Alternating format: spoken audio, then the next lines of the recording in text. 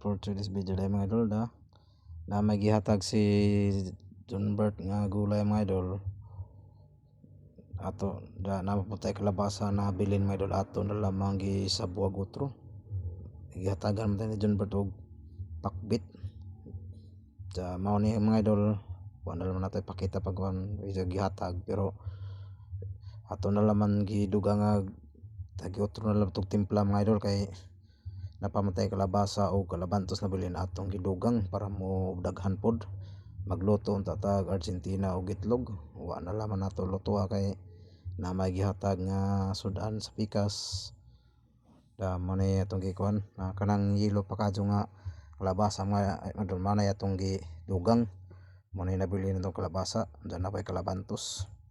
ato na lamang gisabwag utro gitimplaha utro dig okay na kayo solve na panepon impas nagbahaw ini na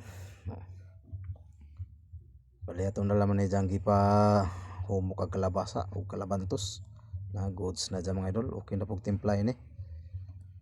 Salamat dahil nila John Bert nila tatay na gihatdan man ta gitagaan man ta di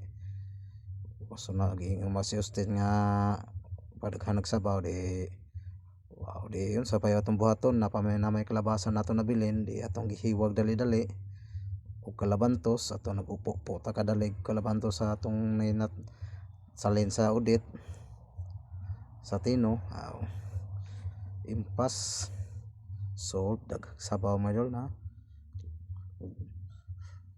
dire mga idol naluto na pud ni dyan mga idol na naluto na pud nato nang gihukad na mga nagkalabasa na itong gidugang kuhaan kadto ng kuhaan kadto kalabasa ng pughat kadto yan luto na daon sa pagihuwat na to di mangaon na to o diri na lang kutok tong videos na si Austin na mo kaon na pug kuno siya kay gutom na kasi siya lipada ni siya kay nanay daghang sabaw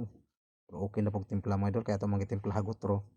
sa gidugang nga to kalabasa o kalabantos di goods na healthy kadto.